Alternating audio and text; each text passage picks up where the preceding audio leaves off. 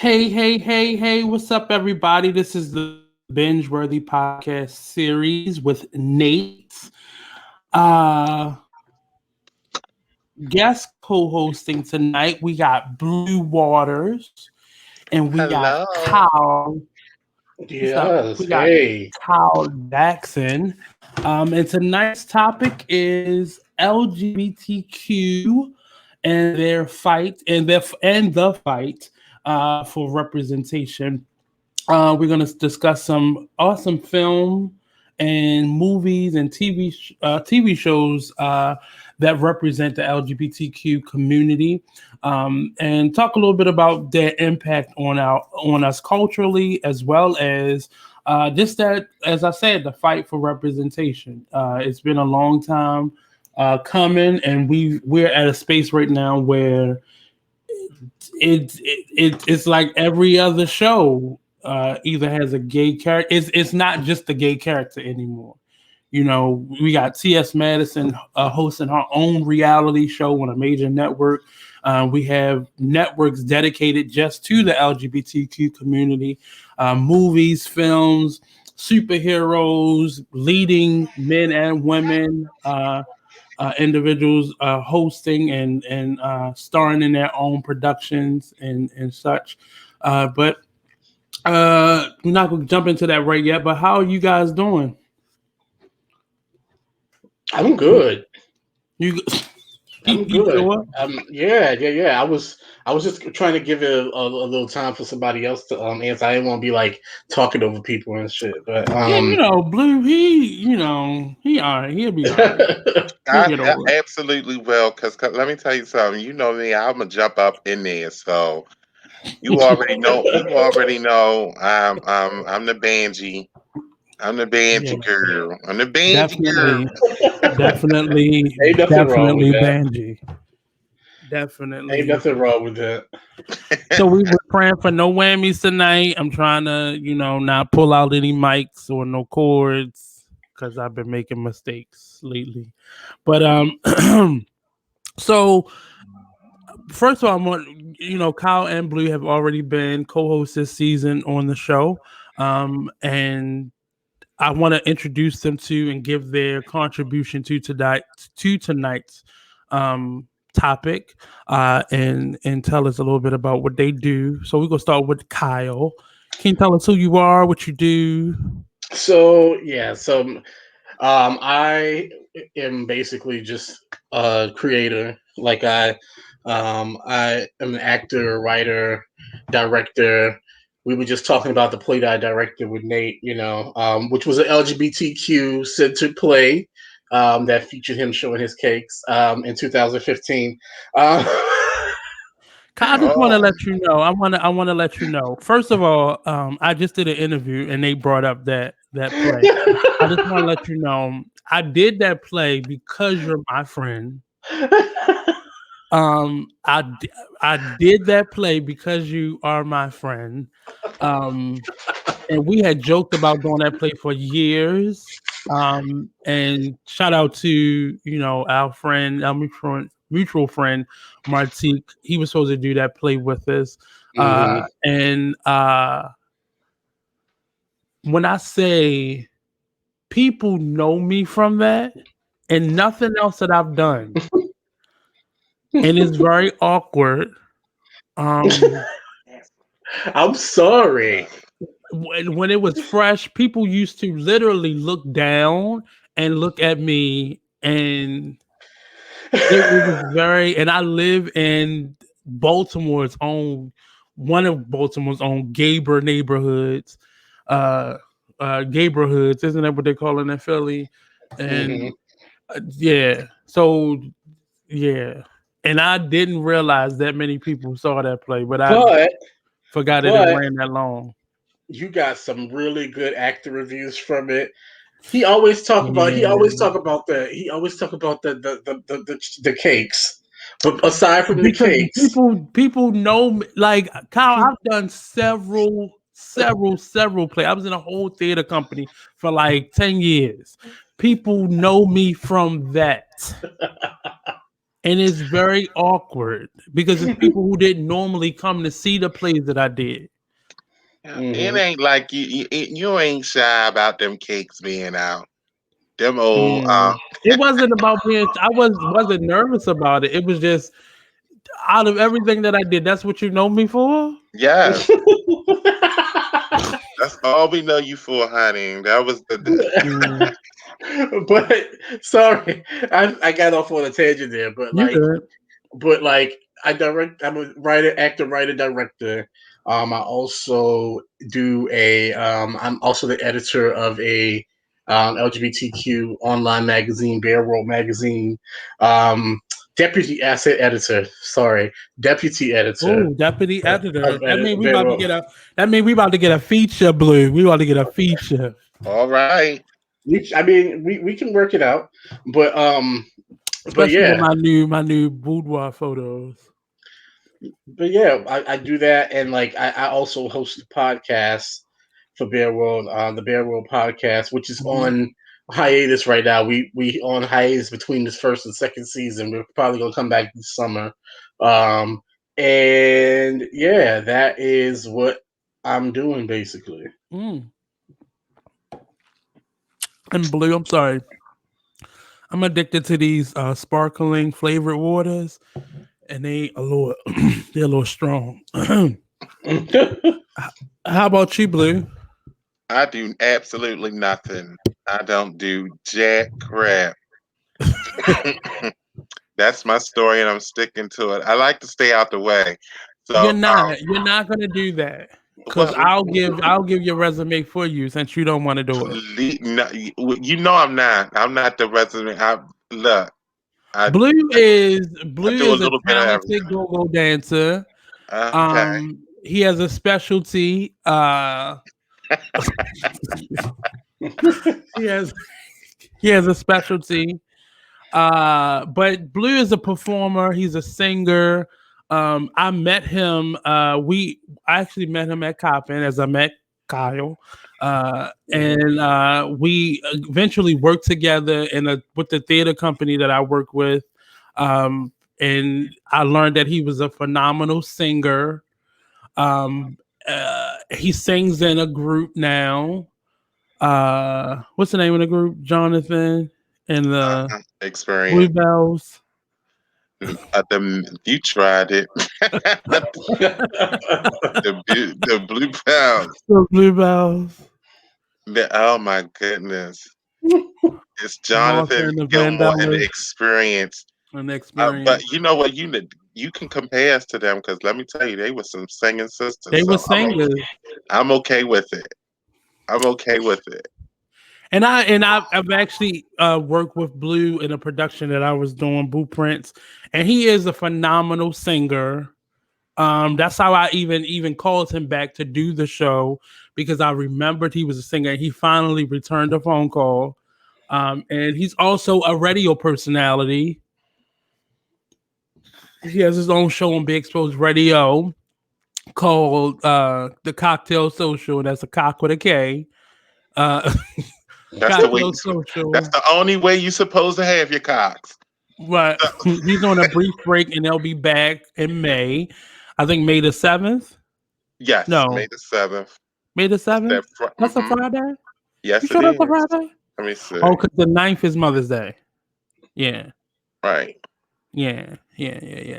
So they'll be back May the 7th. You can actually catch some episodes. Go to Big Exposed Radio's YouTube page at Big Exposed Radio, or you can go to the Cocktail Social on Facebook and you can check out all their old episodes. So don't say you don't do anything. No, so we're not gonna tell them what you really do, what your real talent is.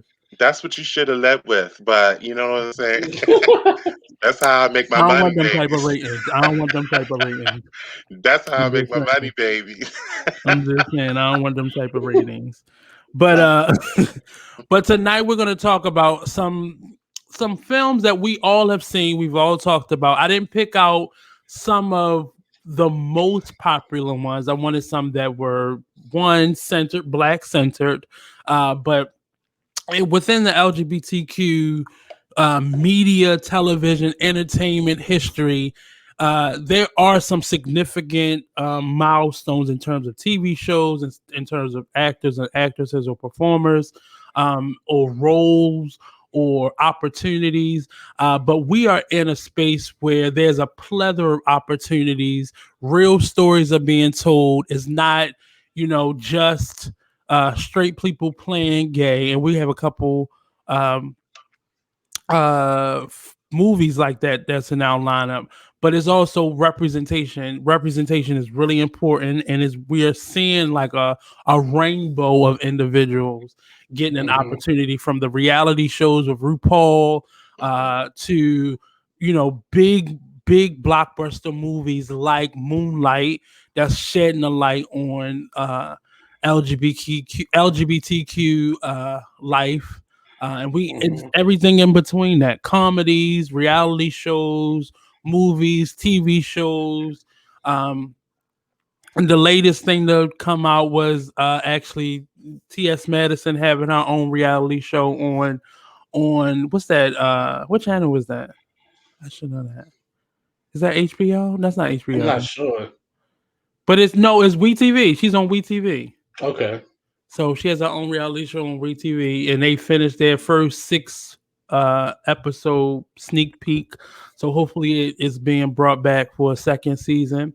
But so I'm gonna jump right into it. We have a few shows that we are talking about today. I'm gonna start at the top of the list with Pose. That highlights the ballroom culture. And I think from the episodes that I've seen, I'm going to be completely honest, I wasn't totally engulfed in the show. And only because I worked at a center with a lot of people who were from that culture. So I heard a lot of the culture. And a lot of it wasn't the best. But this TV show showed you everything: the good, bad, ugly.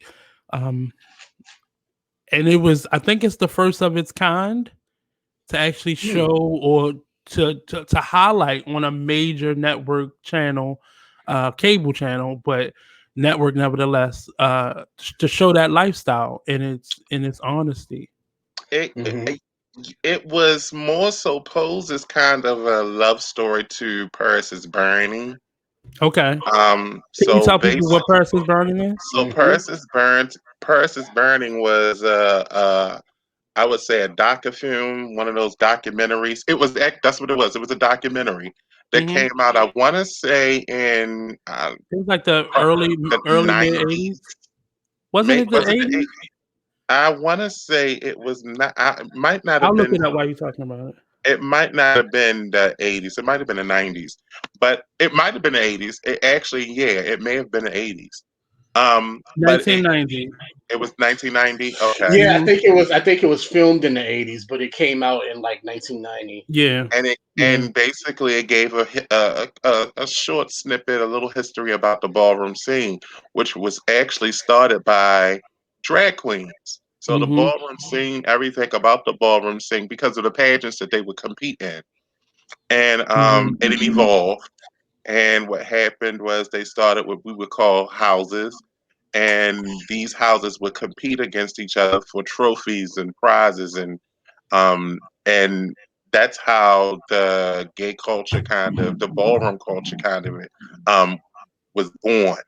And when I was watching Pose, the funny thing about it, because of my background and being involved in the ballroom scene for a short stint, I think that it just knees gave out. His knees gave out. Let me tell you something. One thing for sure, and 2 things for certain. I have stallion knees, honey. I got stallion knees. Okay. So, but no, what happened was because of when I was watching Pose and watching how the young the star, I forget her name, but it was literally MJ Rodriguez.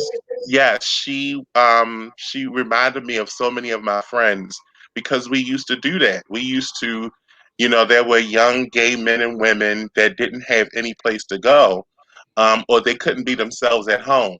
And you had houses that you would go to. I never forget, I had my first apartment downtown, and all the little young gay men and women that were in the ballroom scene would come, and they would come to my house and get dragged. And they would come and they would get changed and get ready, and then we would all go to the club, and then right after the club, everyone would come right back to my apartment.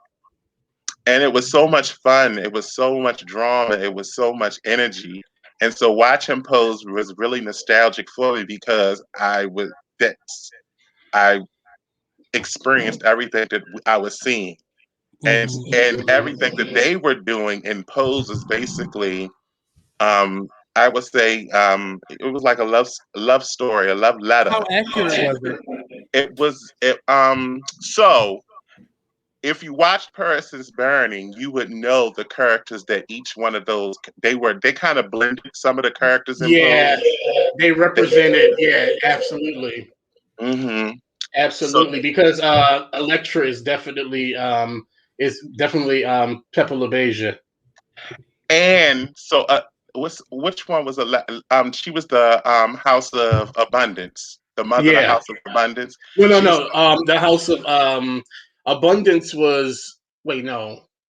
Which one did MJ Rodriguez character? No, Abundance, because MJ Rodriguez left Abundance and started the House of Evangelista. Exactly. Yeah. Mm-hmm. Dominique. So Dominique Jackson is the mother of the House of Abundance, and she made the House of Wintour. And she was also a representation. I want to say, who does she represent? Because there was she was it wasn't, oh my goodness, Dorian Corey. Yes. She also represented, so it was a mixture of Pepper LaBeija and Dorian Corey. Yeah, because they did the whole body in the closet exactly. Yeah. Yeah, and that was Dorian Corey. And then you had Dupree. And I think the person that kind of represented I forget Dupree's first name, was Pray Tell. Yeah. Paris Dupree. Yeah. From the House of Dupree. That was Pray Tell. So it was like, it was semi-accurate. Yeah. I like the what I can say about Pose is that I watched all the seasons. I watched every episode, every season. It was actually one of my favorite shows from the past couple years. And I think it was very well done. Like, of course, there's some elements about it that you can tell that they're doing it for like the it's a dramatic effect to actual reality, but like for the most part, because I think it was because they actually consulted, they had people from the ballroom scene as consultants on the show. Yes, so a lot of the, and which is you gotta tip your hat to them for that, because a lot of people don't do that. They don't consult the people who they're making shows about and ask them to come on as consultants. They just make these shows and then say whatever they want to, and people are watching it like, what the hell is that? But I feel like that the reason why so many people connected to it, they were like, all right, we like this, is because a lot of it was accurate. A lot of it was, especially for that time, they can only recreate so much of the natural energy of a ball from like the 1980s, right? But like as far as like the overall message that they were trying to get across, I think they did that successfully. And I think also by combining ballroom culture with like the whole, because you have to understand, like, this is the 80s, so like this is the height of the HIV/AIDS epidemic, so like they go into that a lot, like people in the show are being faced with that struggle and that issue, so it's like bringing all of these issues to light, that were going on in the LGBTQ, the Black and Latino people of color LGBTQ scene in the 80s and 90s. And I think that, you know, it was groundbreaking because it's the first time that you've seen something like that they actually took that seriously enough to like want to create a show about it. And then when they did it, they actually used, you know, actresses, trans actresses. You know, it's the first show to feature black and Afro Latino trans actresses in you know, leading roles. You know, MJ Rodriguez, who played, I think, Angel in Rent for a little while before getting the role on Pose. You know, MJ Rodriguez, you know, transitioned not too long ago, but you know, she's an Afro Latino actress. I think her mother's black, her mother's African American, her father's Puerto Rican. But like, you know, just to have that representation on TV, you know, and like a lot of people can say a lot about like we got a lot to say about like some of the shit that white gays do, but you know, and even, you know, Ryan Murphy doesn't get it right all the time, but like I think he hit the ball out of the court with Pose. I think he did it in such a good way, and he did it the right way, and he actually listened to some of the things that people have, some of the critiques and criticisms that people have given him in the past. And like by doing that, that's why he was able to create Pose, because he listened to what people were asking, what they wanted to see, and he actually went ahead and did it. So I think I really think it was a good thing, and I congratulate them for like really stepping out, you know, and doing something that groundbreaking. I liked it. I remember that. I believe that was the first season where what was the character that died first? Or was that the second season when she died? You talking about Candy? Yeah. Yes, Candy. Yeah, like it was like imagery like that. I think is helping to, or has helped to, humanize these people. And the fact that we have struggled, like the fact that they put a death in it, but they allowed that character to come back and speak to the mother and the father, and understand we all are, you know, we all struggle with things. We all have similar struggles. Like I think that scenes like that or storylines like that, I think is why people fell in love with Pose. And that was another people just loving that culture, but it just was another storyline. That was another storyline that came from Paris is Burning too, because the bit what happened with Candy was what happened to Venus Extravaganza, right? Exactly. Yeah. And but it just humanized it. And I think it was given, it would what Pose did was it made people go back and look at, for some people it made people want to research, and then you looked at Paris is Burning and you saw how they were able to actually create Pose from it. So it was like, you know, when you did your research, and as a result of Pose, there's so much going on with the ballroom culture. Like we were just talking about how on HBO Max they have Legendary, and you know, from that era, because a lot of the young men and women that were in the balls, and they went on to become dancers for like Madonna. Like a lot of her background dancers were from the ballroom culture. And Vogue and all of that was based upon the dancing style that was created during the ballroom scene. Like that's where it all originated from. And now they're having competitions in other countries. So it's like, you know, they're voguing in Japan. They're voguing in Europe. They're having balls in all over the place. And it's not exclusive. It's not even about just being gay now. There are female groups. There are men and women that are voguing that don't even identify as being LGBT. They just, you know, may the advocates are, you know, allied with us, but in reality, they're straight, and they're voguing and they're participating in balls.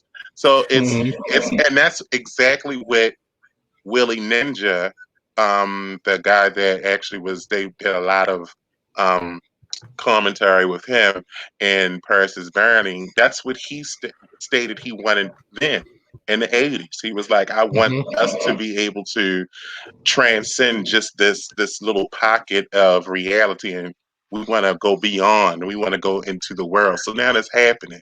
So it's Did like, y'all ever think y'all would see this in such a mainstream way? I mean, it's always, sadly, it's always been a part of the culture, whether it be music, the Janet Jacksons and, Madonnas, to, music and imagery and style. But did you ever think that the actual representation of it would be something that they're now making shows about now and movies about? I did. I think that they couldn't because the world has evolved. It's not the same as it was in the 80s. Like and I guess I would have to credit that to social media. A lot of stuff that, because back then you wouldn't know about the bowls because one, we didn't have it was happening, you just didn't know it was happening. And unless you were involved, or you had someone that will bring you to a ball and you would able to see that subculture, you would never know that it was actually going on, but it was actually going on. So I think that social media has brought a lot of that underground culture to the light. Like, okay, this is something that was going on and has been going on. And I'm glad that they're doing that, because a lot of the things that they were, as a result of that, we're able to address a lot of things that was going on in the 90s, because that being, drugs, prostitution, that was common. Yes.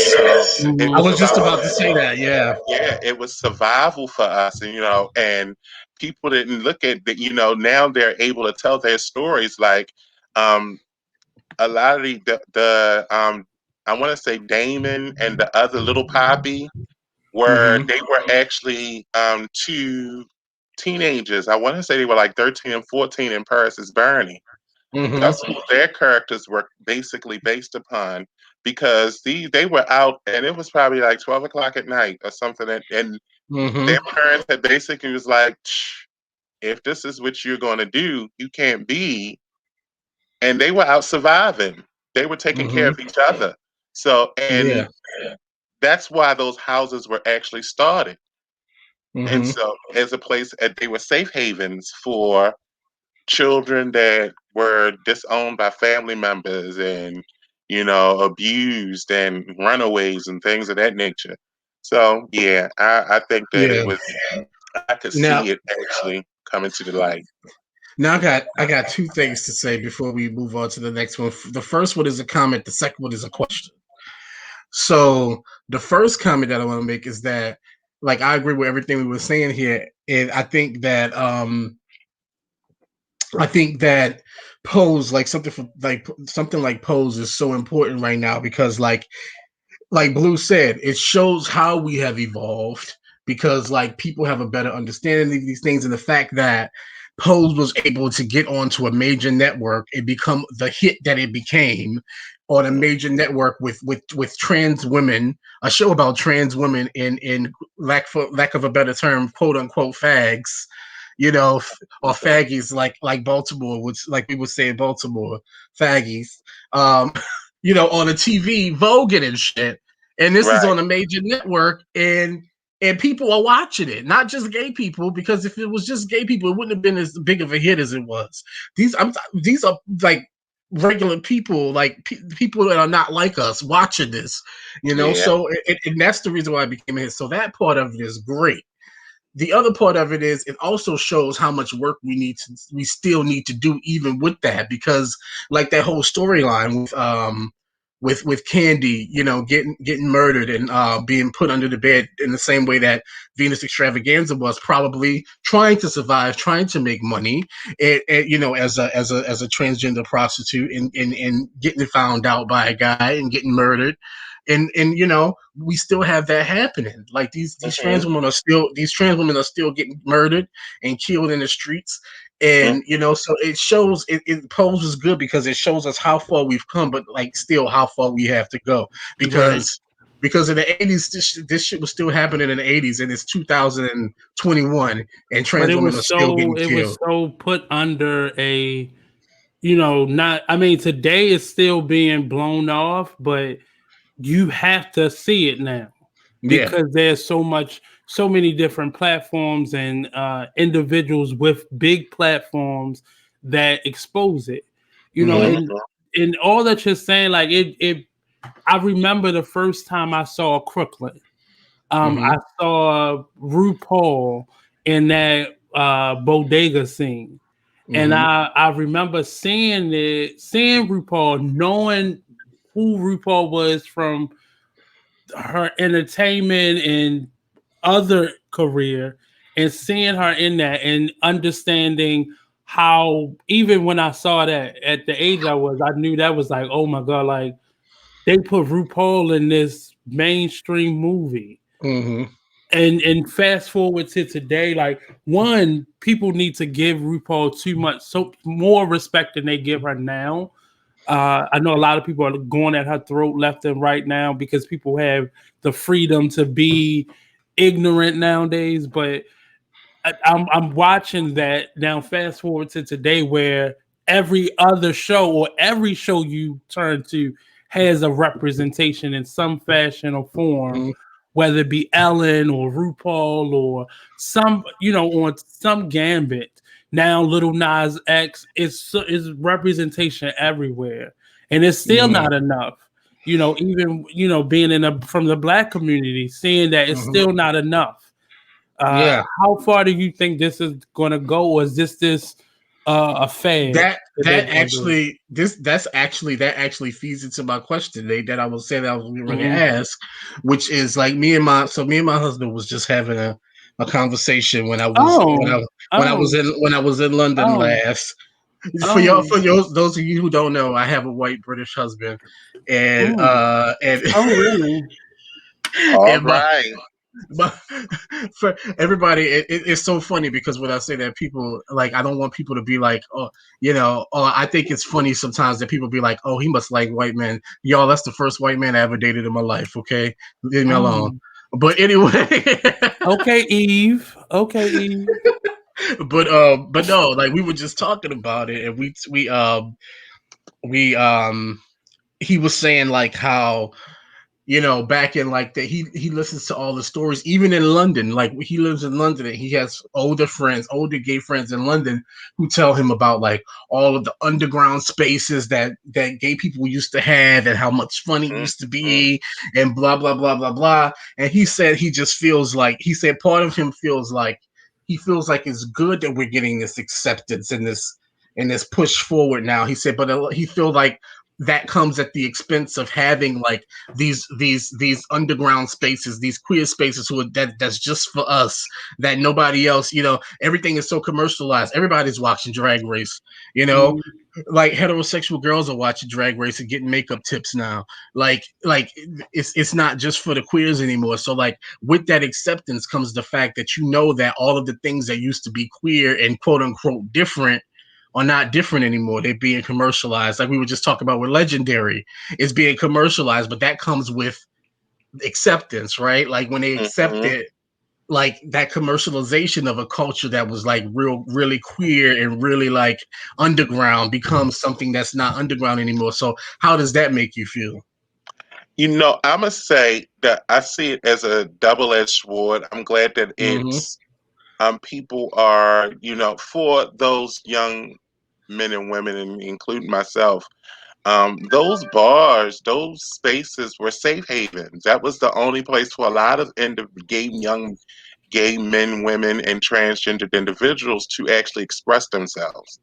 I remember, like I said, being young, and they would come down to my apartment, and you could see that it was almost like they were transforming before your eyes. You saw someone come in and they would be down and out, and then they would put their drags on and they would become this whole different person. And when they were in the clubs, they were a completely different person. You saw them come to life. And and it was just and you look forward. It was like church. It literally is like when you went there. I mean, yeah, it was drama, but you have drama at every club. Like church. Yeah, like church. So it was just exactly.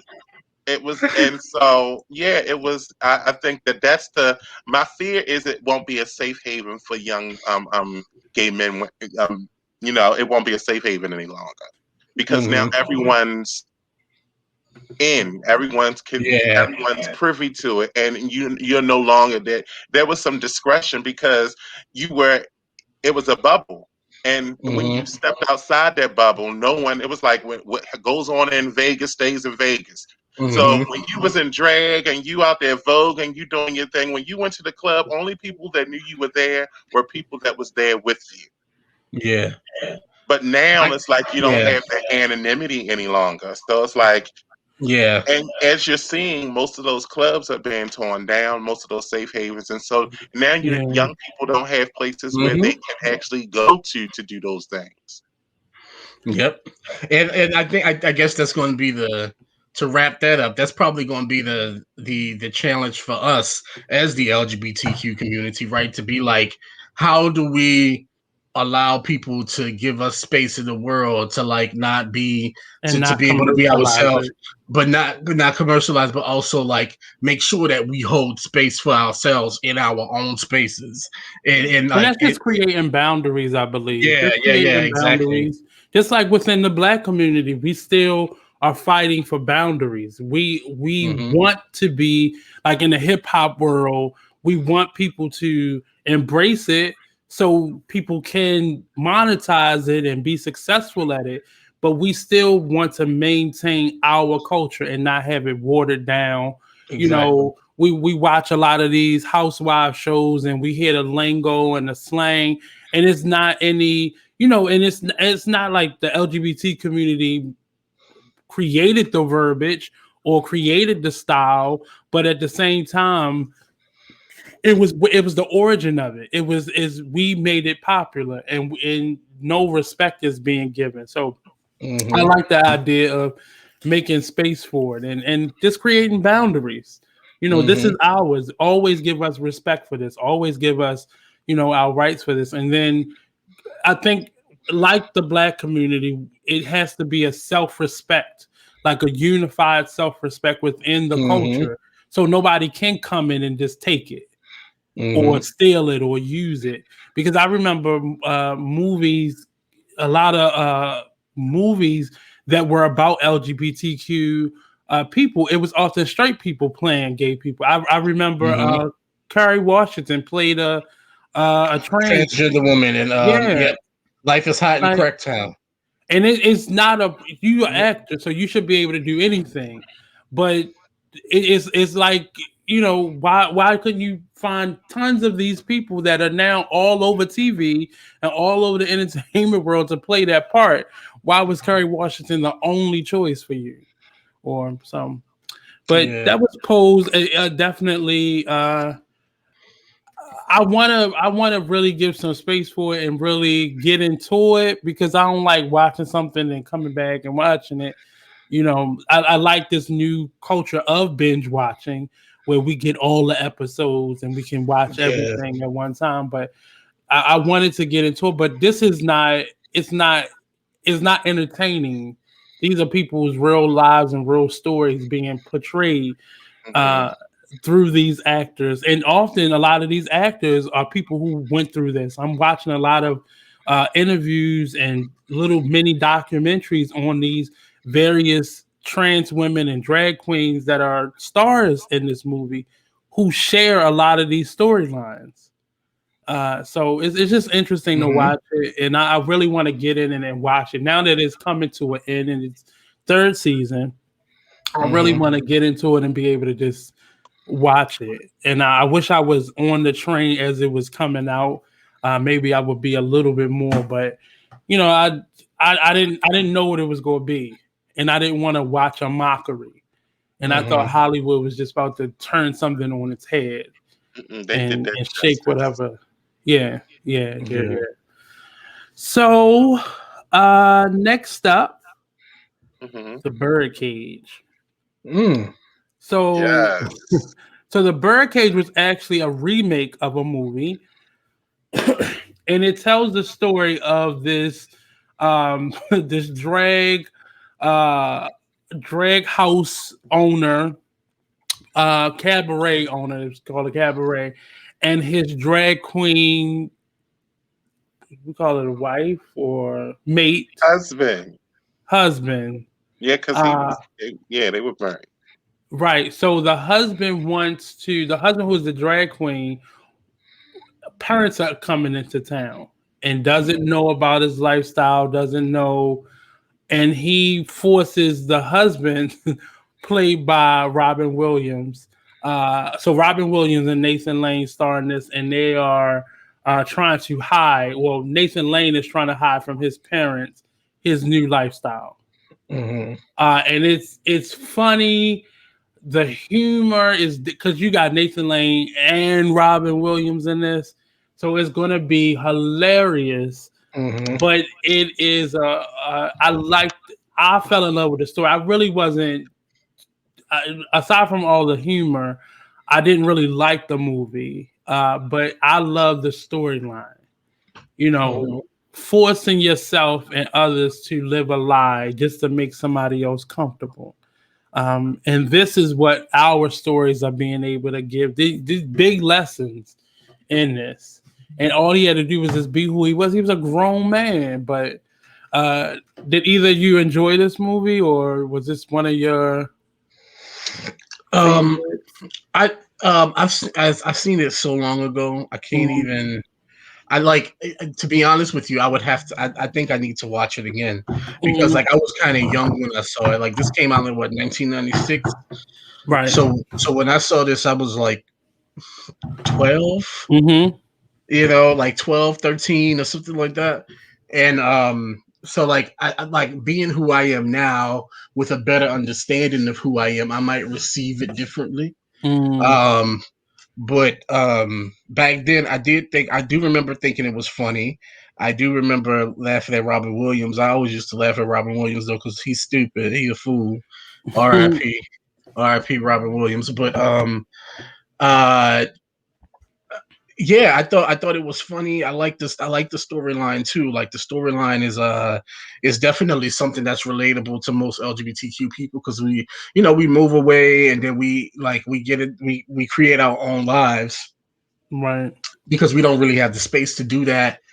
Something all the time. Like not all of us, but a lot of us don't have the space to do that within our families because we're too different, we're too this, we're too that. People don't understand us.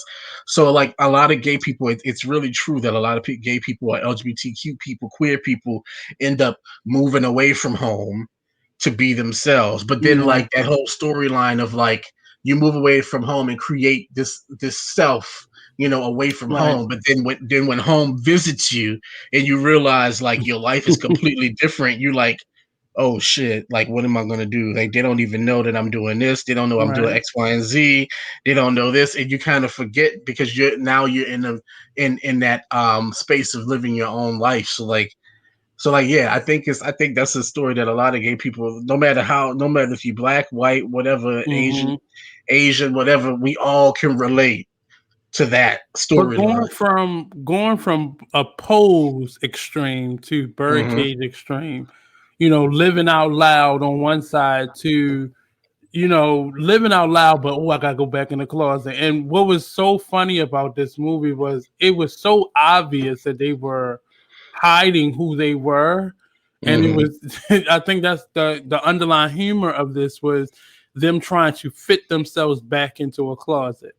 And how hard that looked from just an audience member watching. Go ahead, Bleu. You know what? The funny thing, what I found interesting was, because he had a wonderful relationship with, because he was doing the way they were. The reason why they were conforming was because they wanted to impress the son's parent-in-laws. Yeah. And so it's like, and their relationship with their son, the son, it brought to question some of the things that a child that's being raised by two same-sex parents, what they may have to endure. You get what I mean? So you have this he has two fathers.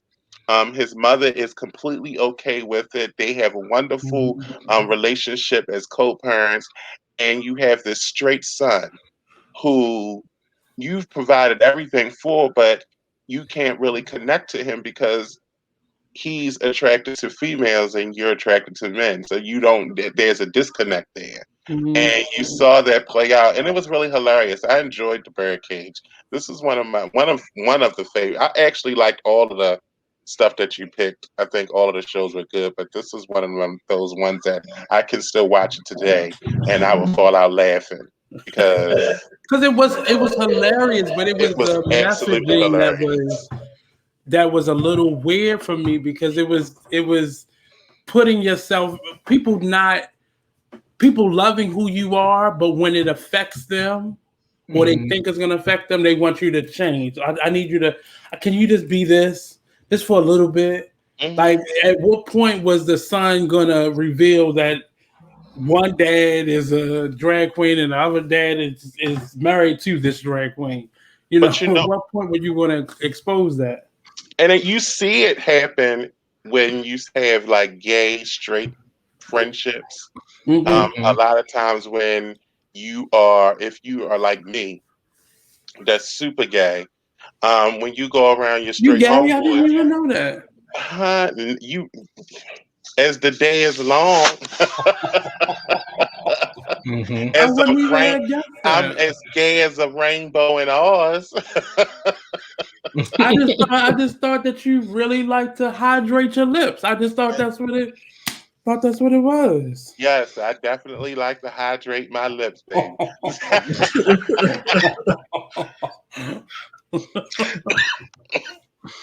But yeah, this movie was definitely, and I want to find the original of it. But I love the two of them together. I love the storyline. I think it was a big lesson in not only being who you are and being unapologetic about it, but also giving people that space to be able to be who they are in your life. Like, if you're going to have them in your life, let them be who they are. Yes. I think that's a common theme throughout all of these shows. Is about first, loving yourself.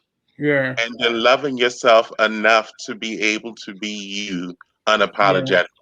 You know what I'm saying? And then by doing that, giving permission to others to be themselves. So I think that's something that you'll see. That's a recurring theme throughout all of the shows that you pick, which is something that I be trying. I have a lore. But I mean, I think when we speak about this topic, no matter what, that's always going to be an underlying theme: self-love, self-respect. That idea of allowing people, not that it's your choice, but allowing people the space to be who they are. And your relationship with them will be so much better once both of you all learn that. Like, that's what I was thinking when I was choosing a lot of these, because there were plenty of movies I could pick, but a lot of them were salacious to be salacious, or they were, so uber gay. One of the ones that I wanted to put on here was not Paris is Burning, but it was another one. What's the one where they traveled around in a bus? Oh, you're talking about shit. I just watched it. It was the older one. Yeah, Glenn maybe watch it because I had never seen it. But we'll think about it. But the Australian one, it was Australian. Yeah. But that one, it was, it was really poignant because it was about self-respect. At the end, you have to be comfortable with being yourself and not just on the surface. because there's a lot of people out there that are being extra flamboyant and extra because they think that is what is vogue right now or in vogue right now and what people will respect instead of just looking at who you are and defining that for yourself. Priscilla in the desert. Yeah, that's what it was. So it was a lot of movies that I wanted to pick. Even the newest one, well, it was kind of short-lived. The series with RuPaul in it. I thought that was that had a lot of lessons in it, but I wanted the whole love thing. Like you just picked out self-love. That's the one that kept coming up. But I love Birdcage. I think it's something that you can watch. But a lot of these movies were mainstream movies that I think were trick people into watching it because this movie definitely was marketed as Nathan Lane and what's his name? Robin Williams, calamities, like a bunch of calamities, but it was definitely because I remember this being a popular movie and it's not supposed to be popular. Yeah. Nathan Lane has always been flamboyant to me anyway. He's kind of like even though he didn't come out until like 1999, he came out after this movie came out, but everybody already knew he was gay. He reminds me of what's the guy that is he's really he was in Sordid Lives. Short, really. He plays always flamboyant comedian. I know who you're talking about. I can't think of the. Oh my goodness! But they remind Leslie Jordan. Yes, they remind me of each other. And so every time I see Leslie Jordan, I think of they both remind me of each other. So, and I know when I see them, I know it's going to be hilarious. They're going to do something that's going to be funny. So the next one up, let's keep the ball rolling. Holiday Heart. This one was, I think. First of all, when I first got in drag, that's what my name was. They was like, "Girl, you out here looking like Miss Holiday Heart. You out here looking like a show enough linebacker with This movie was everything that I didn't think it would be. Like I was trying to figure out how, and I can never say his name. Ving Rhames would pull this off. He did. Because it's been and we're talking about Wong Foo at some point as well. But even when you have, men who not really passing as drag queens or and I was just trying to figure out how he was gonna fit that body into a drag queen's body. I was just trying to figure it out. But he was so good. It was so good. It was. It was so good. The story was so. It was so good. The three of them, it was so emotional. I would not even have thought that the story would be that emotional. Yeah. This was one of my favorites. I've been so I said earlier that I have a white British husband, so like I've been making him watch black American movies that he's never seen before, and this was one of the last ones that we actually watched. We actually watched Holiday Heart recently, and he enjoyed it. It's just interesting to see how he feels about some of these films from his perspective versus from my perspective. And but he really enjoyed Holiday. The standout about Holiday Heart for me was you always see like the drag queen being represented in movies as like kind of conceited and self-serving, sort of like I'm so pretty and like young-minded or young. I don't do anything that doesn't validate or do something for me. Like they kind of always do that, which I think is a little unfair to people who do drag, because like it's not that. But that was my comment about this. It wasn't a gay movie. He just happened to be a drag queen, and that's what I think. That's why this movie was as good as it is, and why so many people loved it across the board. You only saw him in drag in like 2 or 3 scenes in the movie. Wow. But I think what I appreciated about it is the fact that it kept for a lot of men who are drag queens, it's really complex, and trying to navigate that. And it kind of, I think what I liked about it was it gave a backstory about Ving Rhames' character, Holiday Heart. Because I remember when I used to watch this a lot, only because, like I said, when I first, because it was the first time I actually saw something that I could relate to. You know what I mean? Like, this was an older gay male. He had just lost his lover. He was a drags performer, and then you have Alfred. I forget her name. Alfred Woodard. Yeah, she and her daughter.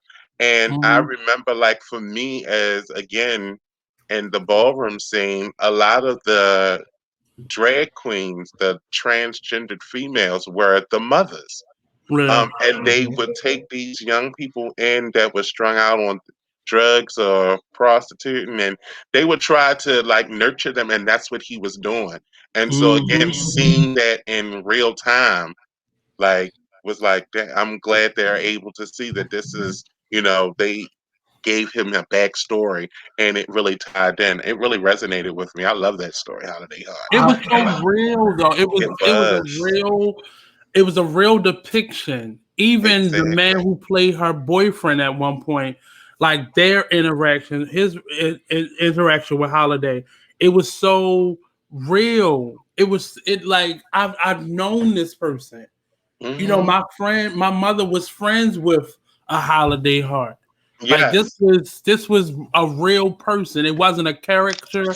It wasn't a stereotype.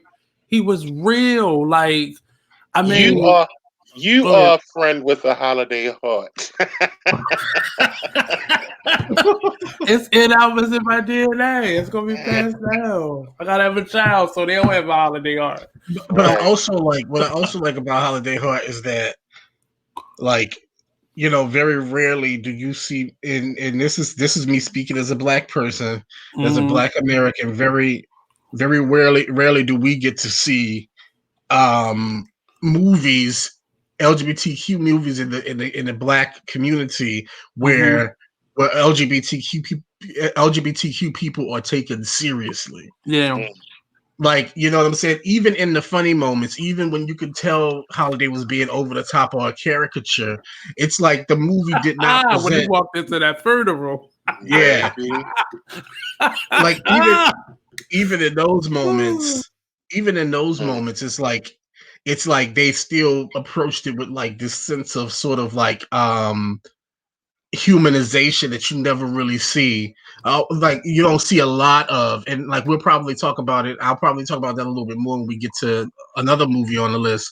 But like, you don't, like, it's very rare in our community that like the gay person isn't just there for comedic effect, or to be some type of stereotype, or to be some type of, and Holiday was able to hold both of those at one time. There were some moments where Holiday was being stereotypical. There were some moments where Holiday did things that you didn't expect Holiday to do. There were some moments where Holiday was being serious. There were some moments where Holiday was being a provider. Like, you got to see like an LGBTQ person have like all of these different human aspects qualities. Aspects of their personality, and you don't really get to see that. It wasn't like the stereotypical gay character in, like, what's that movie, A Low Down Dirty Shame or something like that, where like the character's not really taken seriously. This was like This was like he was an actual person, and they gave him that humanization that I feel like we need to give more of, and especially in Black movies when it comes to LGBTQ people in Black movies. It was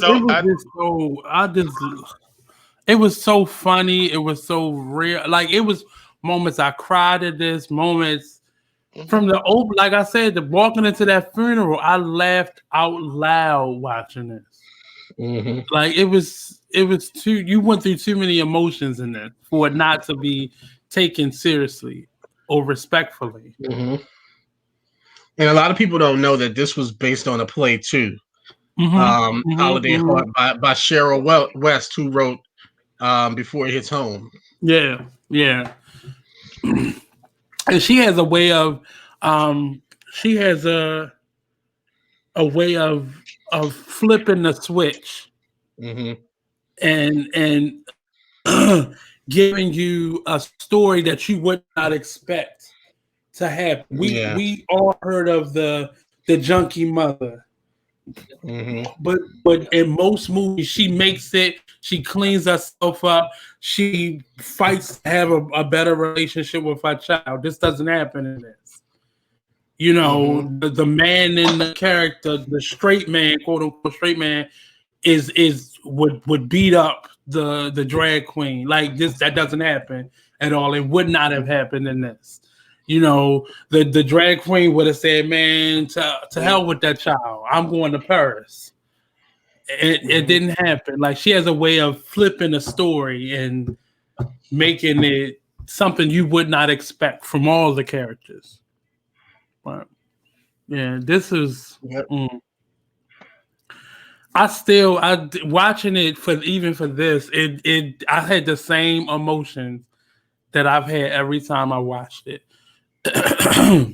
It's a feel good. It's one of those stories that actually, like you said, it's a feel good story. It has its sad part. It does have its sad parts, but when you watch it, you walk away and you're like, you know what? That was refreshing to watch. It's not too many movies that I can say that, you know, for me, even like I put this on the same category. I'm the same level at tier as I would cut The Color Purple. Because you walk away, you just like, it's memorable moments. It feels good, and you can watch it over and over, and you'll still have that first time feeling. I'm like you, Nate. Every time I see it, I have the same feelings that I did when I first met it.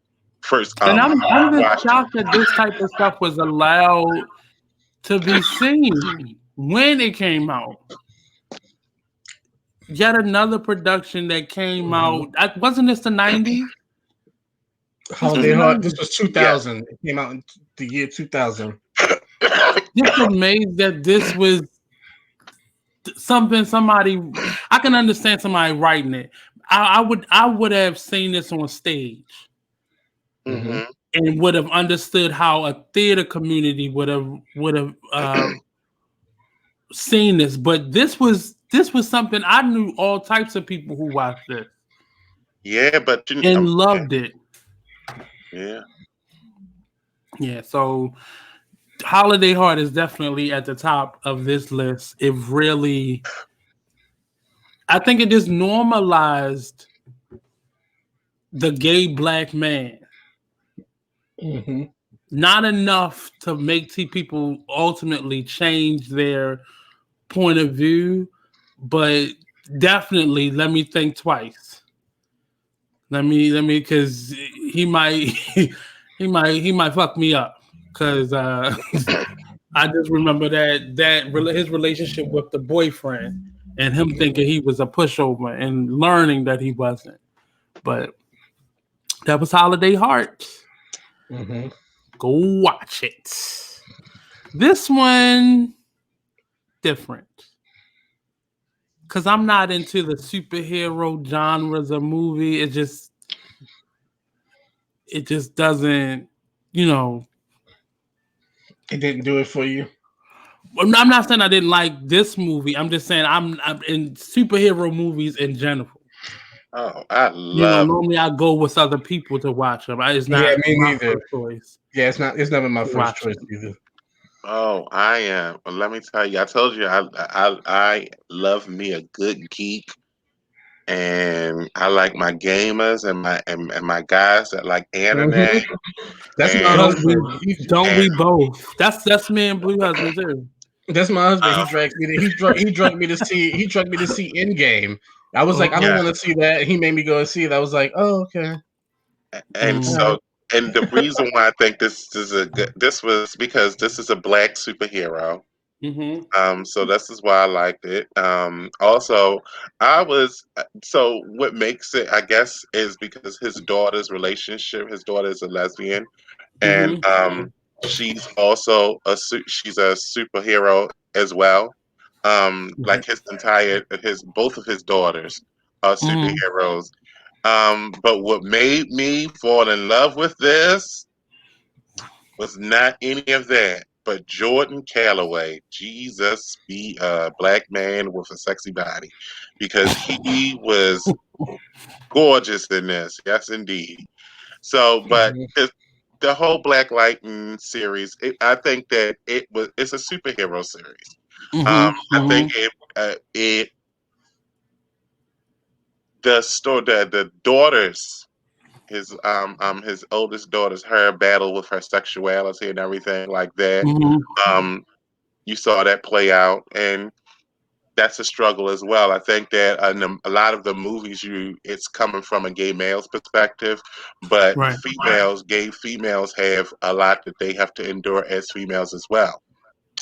And that's one of the reasons I chose this one, because often I think even as gay men, the assumption is that the women don't have it hard.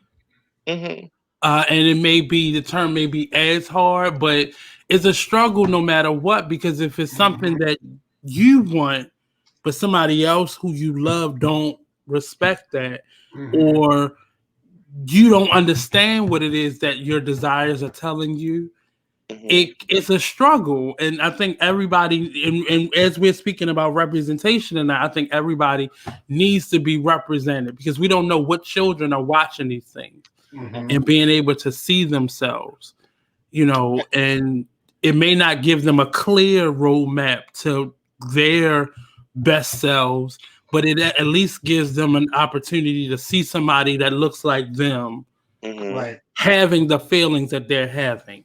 Yeah.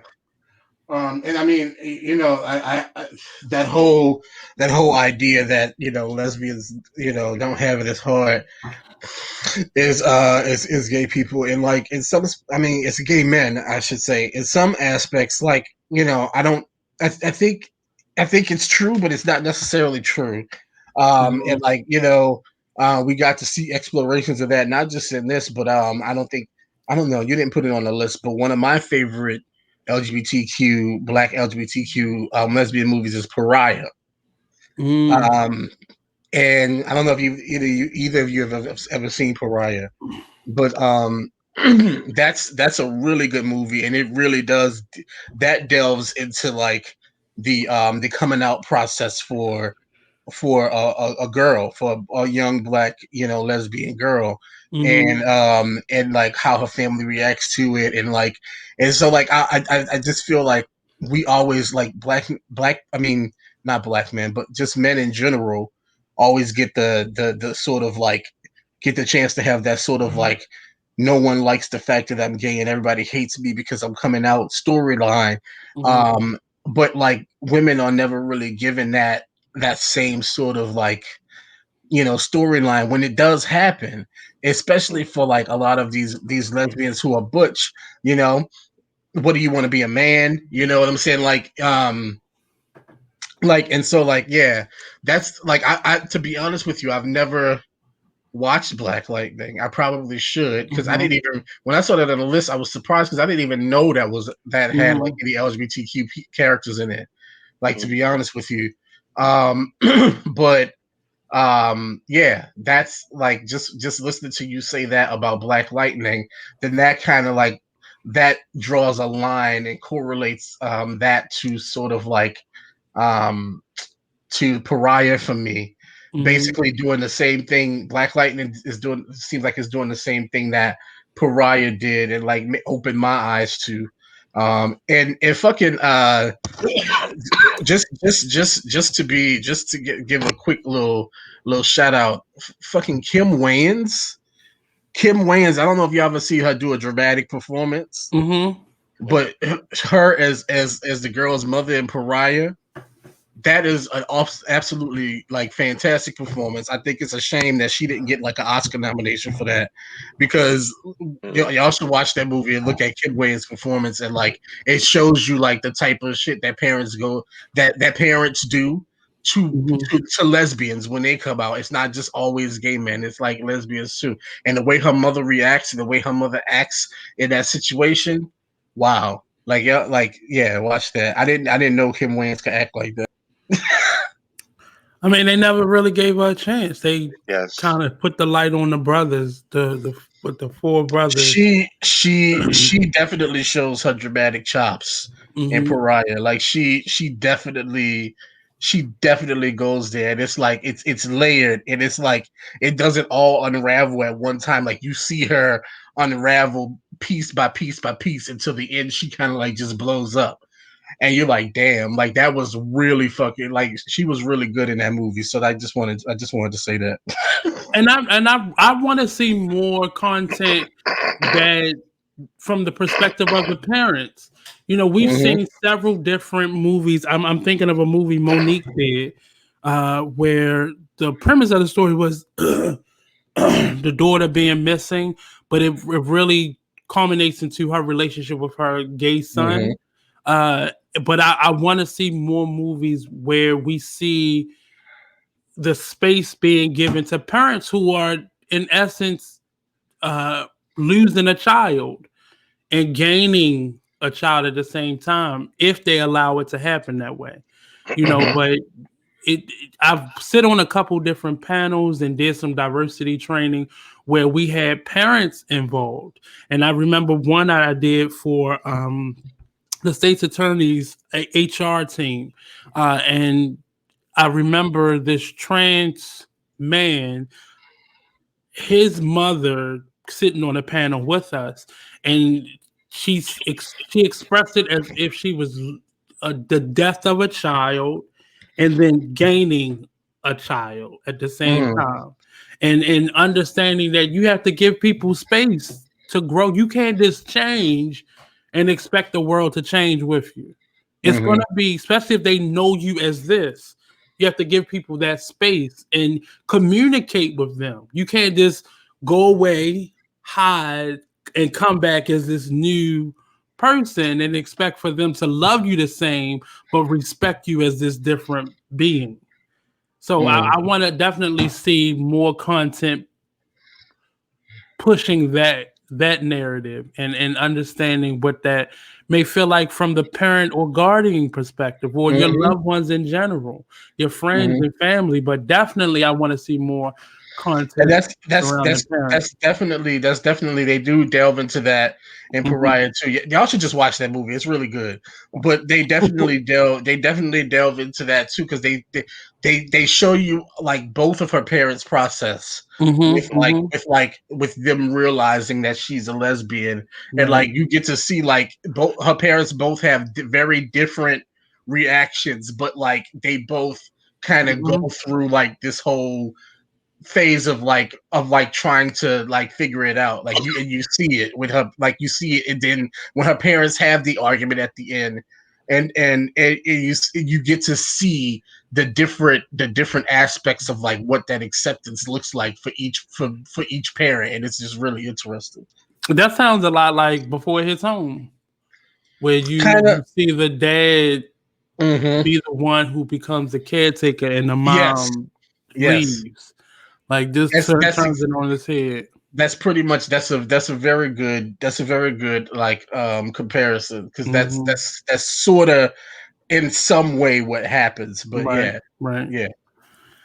So that was Black Lightning. So representation matters. You know, even if it's not the lead character. You know, people say that there's a gay agenda, and I feel that it has to be, just like there has to be a Black agenda and now an Asian agenda and, a woman's agenda. There has to be, we have to, especially when you're the minority, you have to strategically, fight the battle. And representation is definitely one of the key components to being strategic in this matter.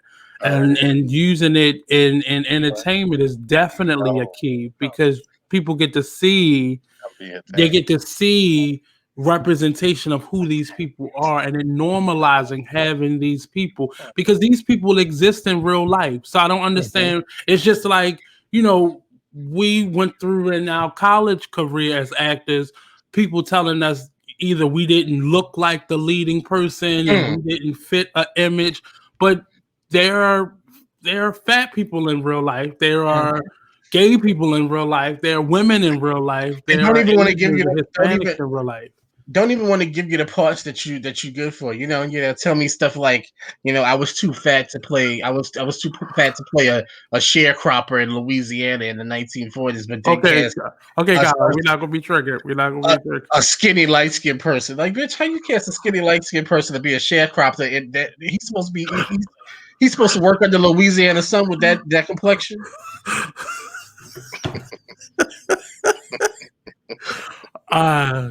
Kyle, we're not gonna be triggered today. But it's all right. Yeah, I was a little triggered. But it's all right. But it's the same premise of that. We have allowed, and we keep blaming everything on Hollywood, but we as the ticket buyers have allowed individuals to tell us what should be represented. And I'm loving that all these platforms, like if you go to the Hulus and the Netflix and the Amazon, there are LGBTQ sections. And I every now and again I'll go through it and browse and watch films. And that's actually the next film that we have coming up. And I hope that I put that one. Did I put that one in here? So Naz Maalik, that's the one that I'm looking at. That one, I mean, when I say it really was shocking to me, because I didn't know what it was. I thought it was just about, the hating of those characters.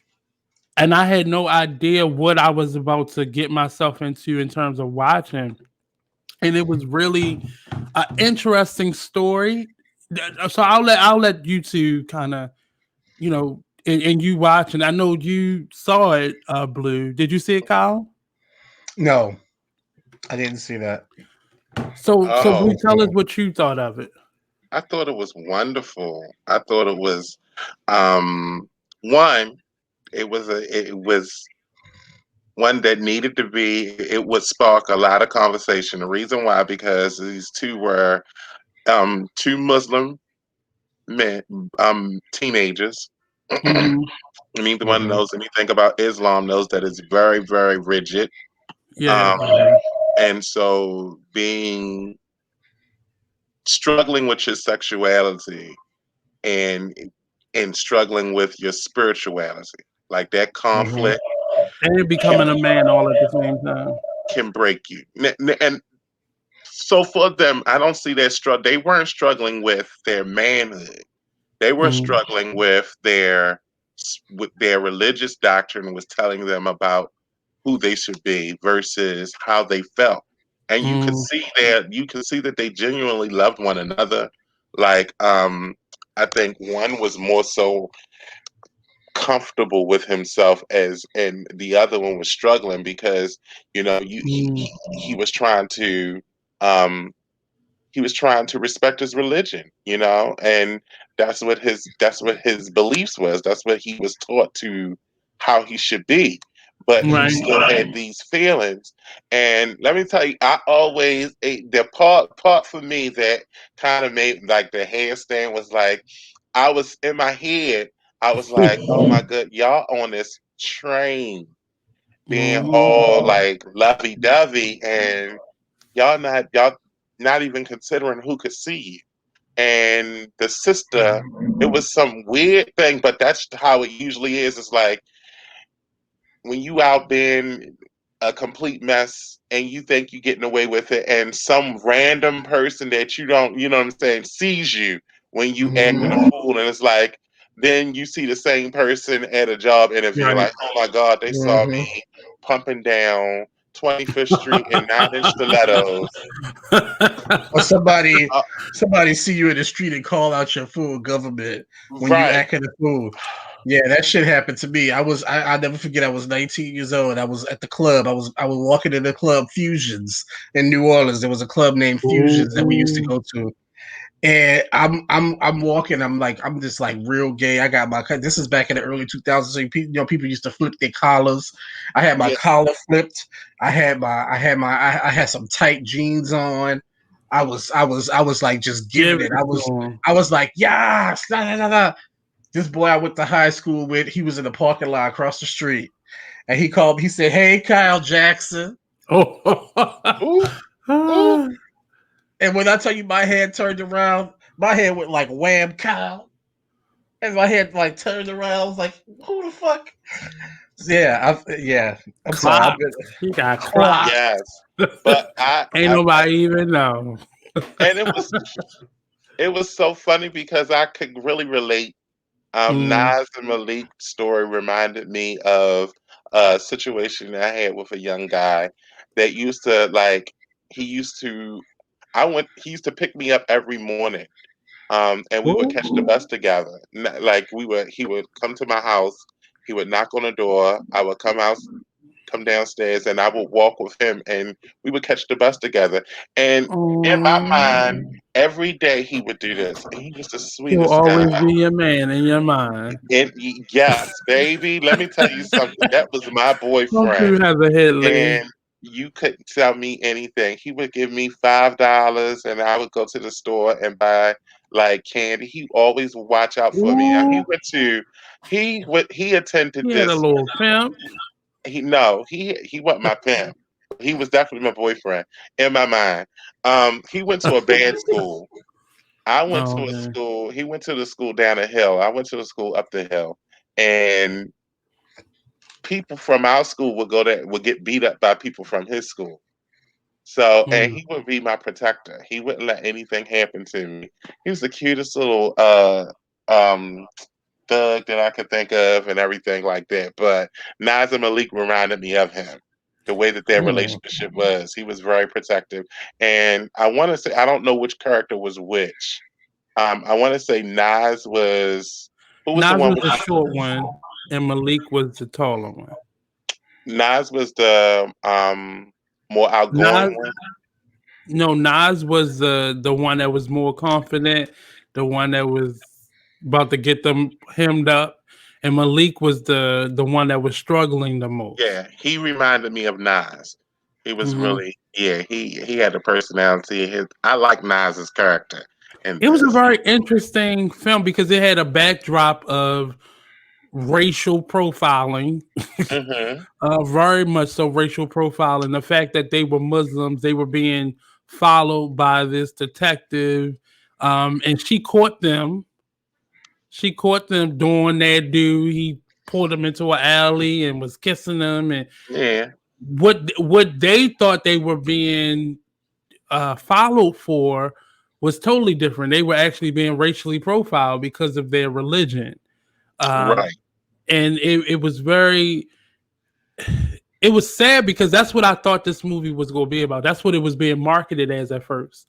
And to then realize the love story that was in the midst of it was heartbreaking that they could not. It's just hard to realize we're in 2021 and people still can't be with who they want to be with. Well, you got to look at it as what they're, and this is why it really resonated with me because, my mom was Islamic. And so, it's always, like I said, when there's that conflict between what you were raised to believe, what is good and what is morally incorrect.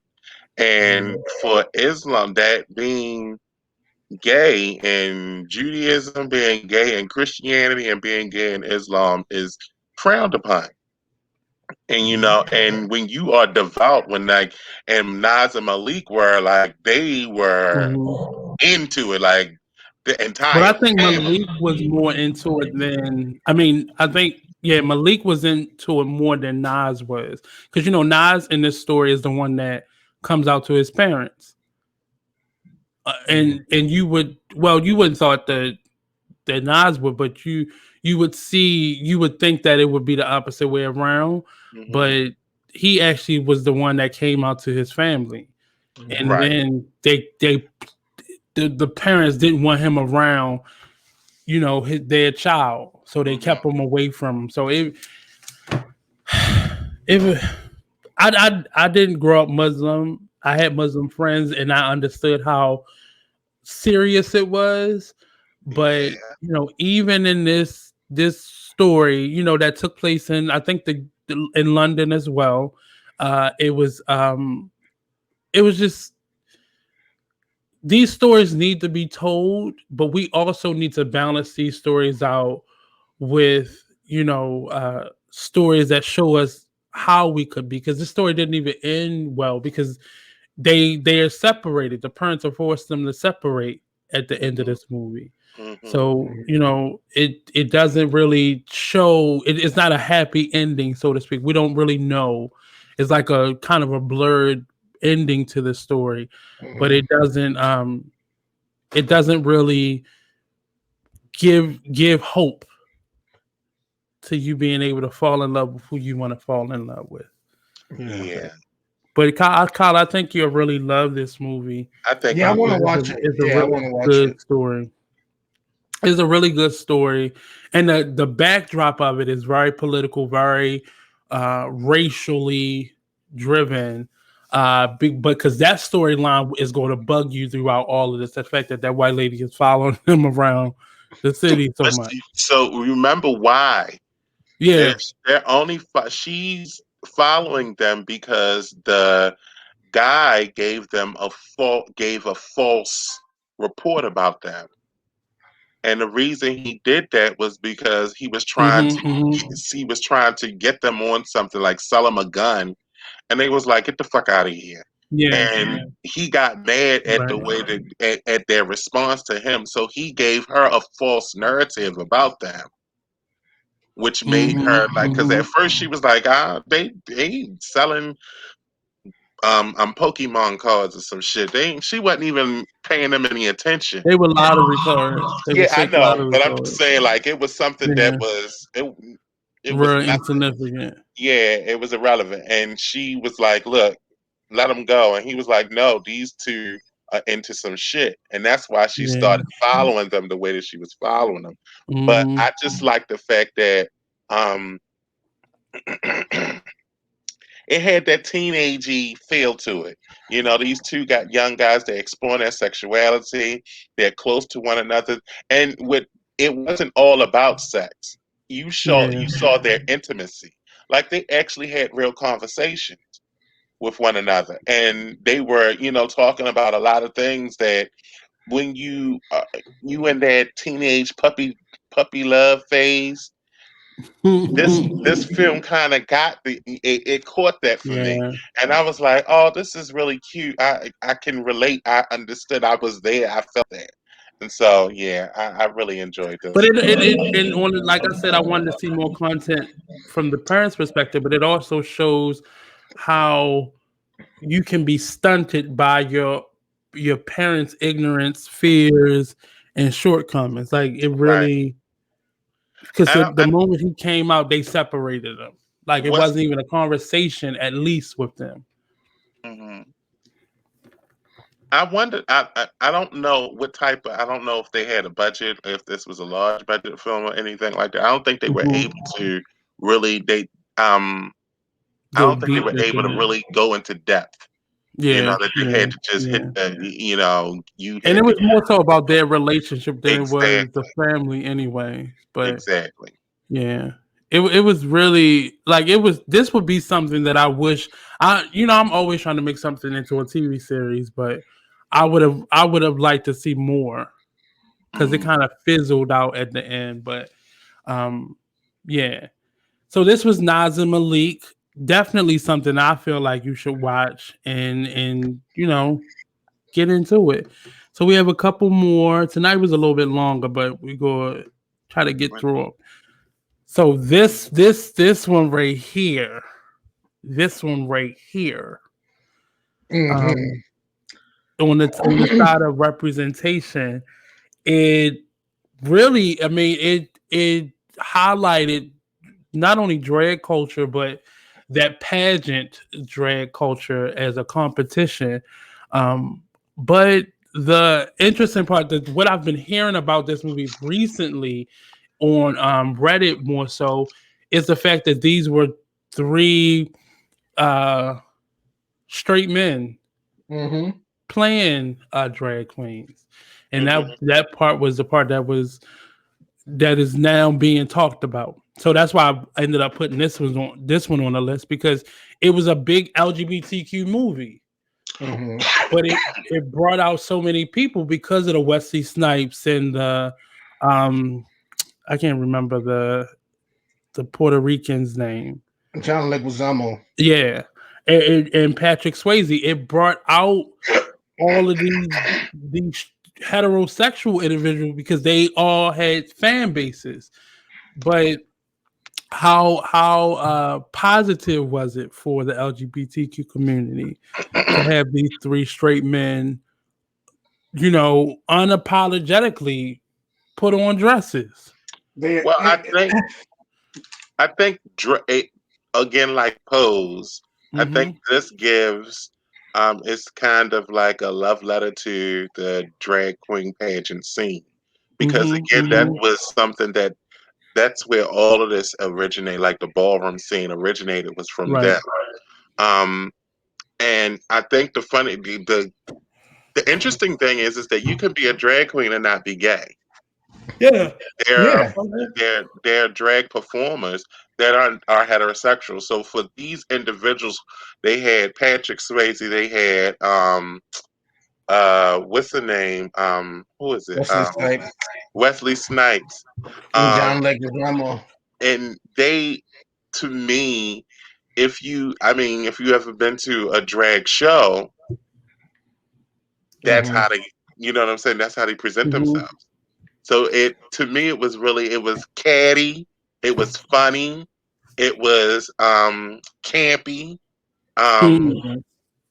it was all of the things. So I think it was, for what it was supposed to be. It was a comedy and everything, and the whole antics. It was kind of like RuPaul's Drag Race movie, the movie. Right. But that's something. And again, shockingly, a lot of these movies, with the exception of Malik and Naz Maalik, are all older movies. So we're looking at exploration right now, or where entertainment or where the movement is now. And it has to thank a lot of these films and series that came out years ago, because we don't realize it, and people talk about representation, but this stuff is at least 10 to 20 years old. If not older, some of it. Well, I love Wong Foo. I like this is definitely one of my favorite movies, like one of my favorite gay movies. But there is this thing, like you saying, people having this conversation now about representation, and about straight people playing gay roles. And I think we do need to have that conversation, because there are a lot of gay actors who can't get roles, Right. But the thing for me, though, at one time that was a big problem, but right. And just FYI, we were talking about Priscilla, Queen of the Desert. This is like earlier. This is like, apparently, from what I'm hearing, a lot of people outside of America consider Wong Foo to be like America's answer to Priscilla, Queen of the Desert. Yeah. It definitely was, and it was some subtle references to it. But the thing about it, the thing about this whole straight actors playing gay roles thing is, I feel like more than like trying to ensure that, I get why people are doing that now and making sure that like gay characters play gay roles, and that's fine. But for me, the point is that, you know, anybody should be able to play any role. You know what I'm saying? Any damn role. Like, gay people should be able to play whoever they want to. Trans people should be able to play whoever they want to. Like, like that's the ultimate goal, is that, you know, a cisgendered woman could play a trans woman, and a trans woman could play a cisgendered woman with no problem. Like, that's the ultimate goal. The argument that they're making, and I saw this conversation on Reddit. The argument that's being brought up is it doesn't always work the opposite way. No, it doesn't. Put straight men or straight women into these roles, and they won't do the reverse, because people won't believe that you are straight no more than that people will believe that they're gay. And the problem has become a lot of these people who played these characters now, like, you know, one of the movies that I couldn't put everything on here, but I wanted to put 6 Degrees of Separation on here, because that now he's being labeled because he did that movie.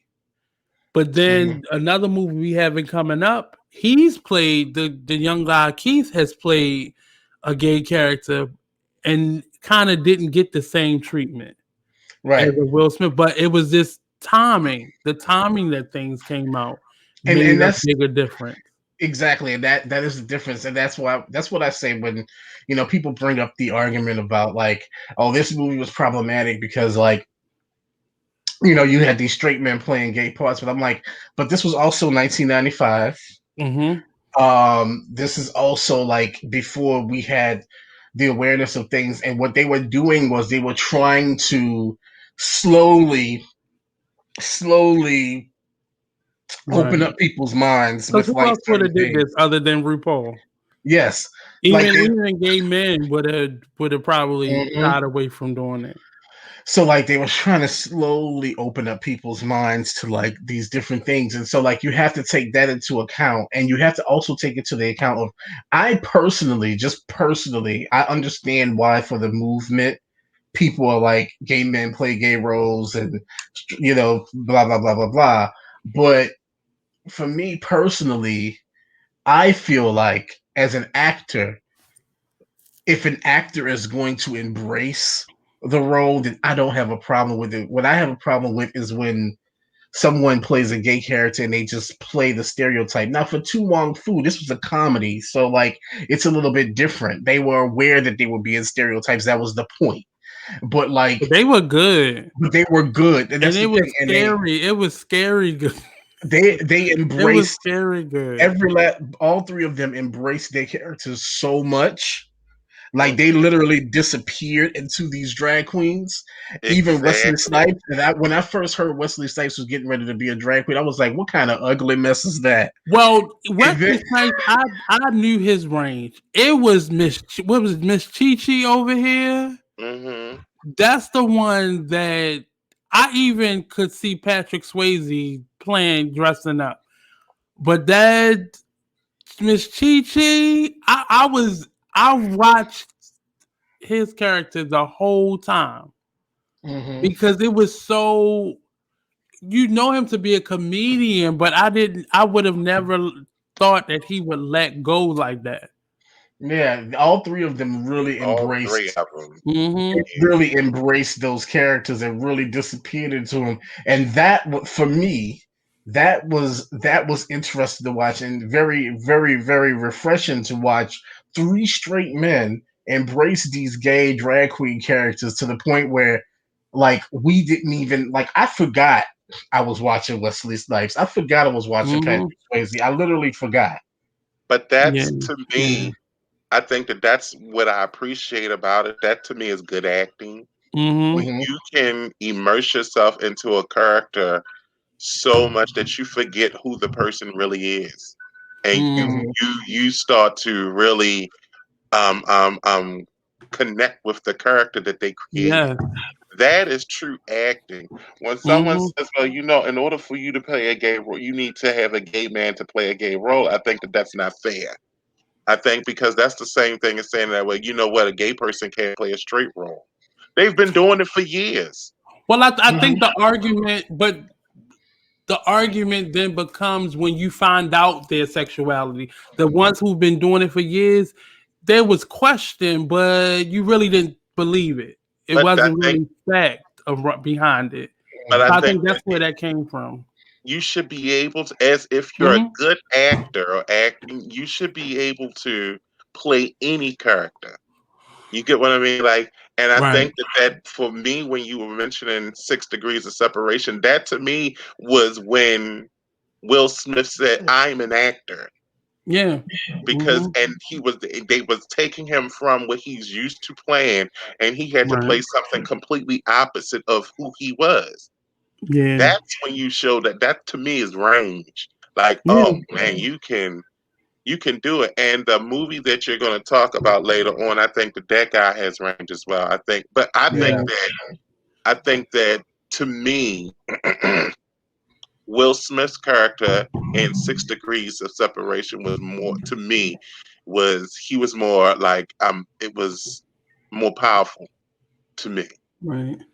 Even though the one I'm gonna save. I ain't gonna talk about it because I really like that movie that you. But we can go right into it. Wong Foo was awesome, phenomenal. Next, brother to brother. I love this for so many reasons. One, because have you seen this one, Kyle? I've seen clips of I've seen so many clips of the movie that I think I've seen the whole thing. And clips. No, you gotta watch it. Go ahead, Bleu. The reason why one is because I love poetry. I am a poet. And the reason I say it resonated with me is because it deals with the Harlem Renaissance. And when I was in middle school, I got this big book of poetry from my English teacher, now this is the same English teacher that called me a faggot. Was it like a book of like gay short stories and poems? No, it was just it was Kyle still got my book like that. I just want to let him know that I know he still got my book like that. Go ahead. It's called My Soul's High Song, and it's about County Cullen. Okay. County Cullen was one of the poets during the Harlem Renaissance who they questioned sexuality. But it was really interesting that this story was about that. And Langston Hughes and Zora Neale Hurston and these individuals that this older guy had an opportunity to know. And the Harlem Renaissance, the whole coming to terms with being Black and being gay. And like that whole conversation, and when during a lecture where they was talking about how being gay is different from being Black, and the struggles are two different things. And it's like, how do you see that? Where do you see that at? How is that different?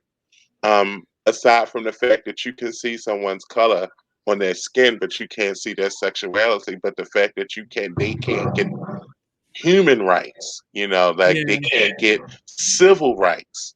Like that's where it's common. And so when I watched this, I was like, wow, where the hell was this? The character in it is supposed to be Bruce Nugent. He's supposed to have been an actual writer, poet, lesser known than, of course, the Fab Five that we hear about all the time. But there are plenty of artists that were multidisciplinary artists, not just poets and dancers and singers, but across the board. And this guy was supposed to be one of the last surviving members of that circle. And it was. I think Anthony Mackie did a phenomenal job, and the gentleman who played Bruce Nugent, I think they did a phenomenal job of telling a historical story. I love the flashbacks. I love just the relationship between these men. And Anthony Mackie played the character that was kind of finding himself in this. Mm-hmm. Yeah, and it was so poignant that he found this gentleman at the homeless shelter that he was working at. Found this gentleman, and they were able to just tell this story, because I grew up around older people, so I learned how to listen from older people, because they love telling you the story if you give them the space. But I think it told a whole new story, and it could. I wish it was more popular. It came out in the early 2000s, but I wish it was more popular, because it really tells a story about how a lot of these people learned, who they are and how they are from somebody who had already been there and done that. Mm-hmm. But this, Kyle, you gonna love it. I want you to watch the whole thing, and you really are going to enjoy it. I thoroughly enjoyed it. I did too, and it was sad, because I think that for a lot of gay individuals, I think what people fail to realize that these people want love too, and you saw them like that. This man, you seen him walking through the city, and he's just paying attention, observing everything around him, and he's looking at things through the lens of an artist, an actual painter. So he's looking at things. It was just so much, and I was like, wow, damn, this is good. And the young character, when like the last scene, he was like, after he got beat up, and he locked himself away. And the older guy sought him out and was like, look, you were supposed to allow me to paint you. And then for him to die. Yeah. That to me was like that. I was like, oh my goodness. Oh. Yeah. It was definitely because this, think about, and I've as an artist, I've thrived off of having, for me, older individuals show me my skill sets, or give me their skill sets and let me interpret that through my own way. And so I can only imagine what it would have been like to actually have this at a younger age. I didn't have many artist mentors when I was young, but this really, not even just on because me and Blue were talking earlier, and I was saying, for me, I think when people think of gay or bisexual or whatever the terminology is now, people automatically associate that with sex or sexual activity, versus, really letting people discover and become themselves. And I think this movie really put the focus on your gifts and talents, and not these two, because to watch this movie, you like, oh my God, they gonna have sex at some point. And it was not about that at all. But I think that's the really good thing about it, is what it shows is that you need that generational wisdom. Yeah. And I think that a lot of young gay men and women, and I think that society will, usually paints the interaction with older and younger as being something, something that inappropriate. You get what I mean? When in reality, what he was really passing on was this young man was. What happened was they were on the steps, and one of his friends was a poet, and he's out just spitting some poetry, and the older guy's just sitting back listening to him, and then here he comes and he spits his poem, and that's how they connected. And it's like, okay, how did how did you get into poetry? When did you start doing it? And now it's a history lesson. And just so happened what they have in common is we both are gay. So now he's like, well, what was it like being gay when you were like when you were younger? And that's how they started to establish the rapport with one another. And I think that is something that when you look like, for me, when I was coming out, I had trans women that taught me. I didn't have a gay male role model. It was trans women. And they were talking to me about, what is it like to date a man and what to expect and what to do. And the questions I asked were the same types of questions that he was asking. Like, what was it like growing up? And he was like, look, we were sleeping in hallways and we were shacking up just to survive. And he was like, well, because his story was, well, my father kicked me out. And this older guy was like, shit, that was a norm. Like, I went through the same thing. But we got to see a glimpse into the Harlem Renaissance that we don't get to see. We knew all the glitz and glam. We're getting to see it through other movies. Like I think the movie about the hair, Madam C.J. Walker. We see through her daughter, her lifestyle, how she was kind of a philanthropist to that community because they were starving artists. So we look at the glitz and glam or the esteem that we give to them now, but we didn't see the struggle of their very meager beginnings, as artists and writers and journalists and dancers and actors and singers. We saw the glitz and glam of the champagne and diamond version of it. We didn't get to see, what they actually had to endure. Right. What they really went through, right. For us to have the choice to become artists. Now it's I could throw away a artist career because I'm just not feeling it. Where they had no other choice but to live, the struggle of life, being an artist.